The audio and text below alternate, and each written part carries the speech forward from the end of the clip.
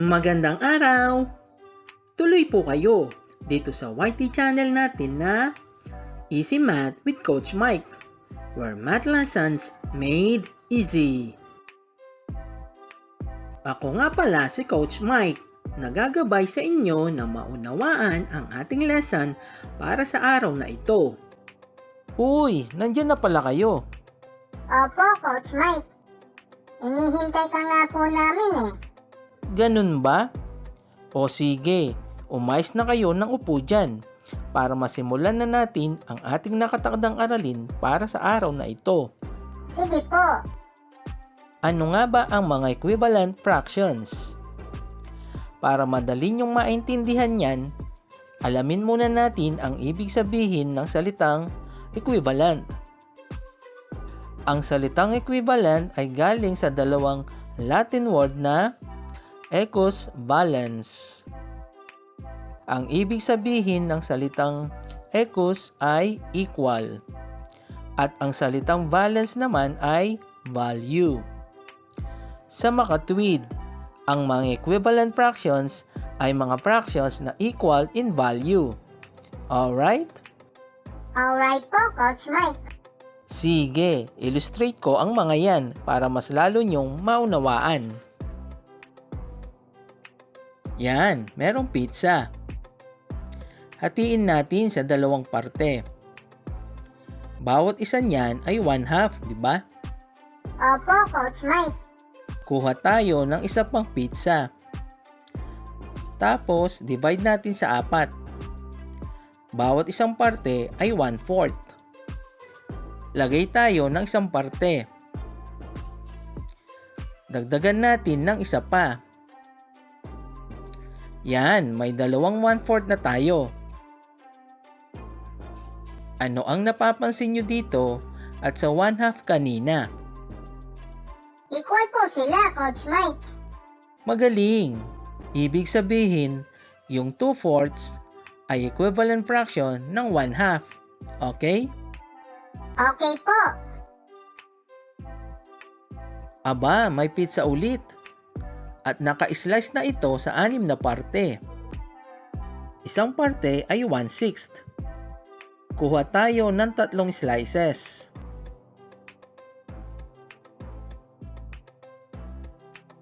May napansin ba kayo ulit? Meron po. Kapareho po ulit yan ng kalahati. Tama! Sa makatwid, ang 3/6 ay equivalent fraction din ng 1/2. Alright? Alright po, Coach Mike. Kapag kumuha tayo ng 4 na slice na tig 1/8 mula sa pizza na yan, makikita na eksaktong kalahati din yan, di ba? Oo nga po, Coach Mike. Ibig sabihin, ang 4/8 ay equivalent fraction din ng 1/2. Okay? Okay po.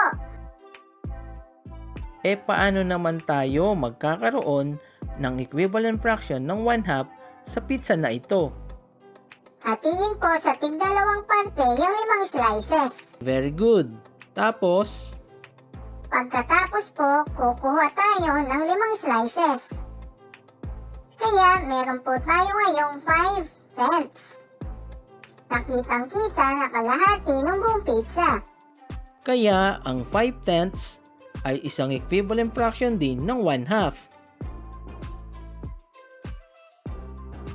Sa makatwid, kung ang 2/4, 3/6, 4/8 at 5/10 ay pawang mga equivalent fractions ni 1/2, ibig sabihin sila-sila ang magkaka-equivalent fractions din.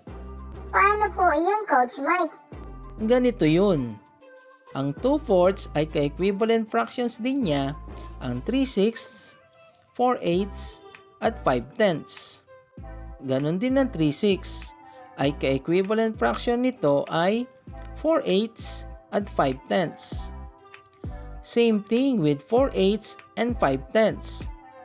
They are equivalent fractions to each other too. Okay? Okay po, Coach Mike.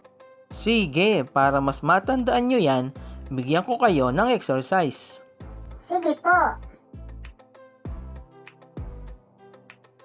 Practice time. Sabihin kung magka-equivalent fractions ang mga sumusunod na fractions. Pause nyo na muna ang video at kumuha na ng lapis at papel para makapagsagot na kayo dyan. Kapag ready nyo nang malaman kung tama ang mga sagot nyo, play nyo na ulit itong video. Okay? Galingan nyo ha!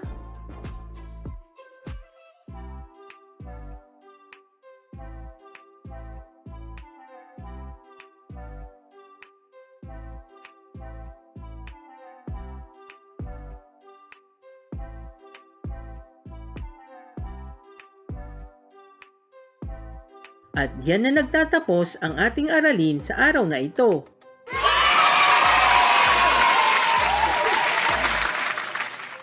Huwag kayong mawawala sa next lesson natin ha.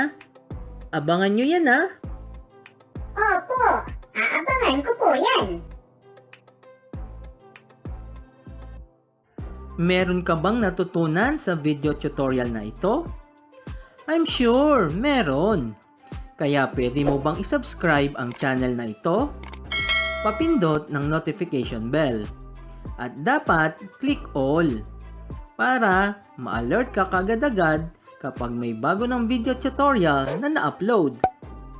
Paki-like at paki-share na din ito para tulad mo ay may mga matuto pa mula dito. Okay? Maraming salamat mga kamatinik. See you all on the next video lesson. Bye! Take care! God bless! To God be all the glory.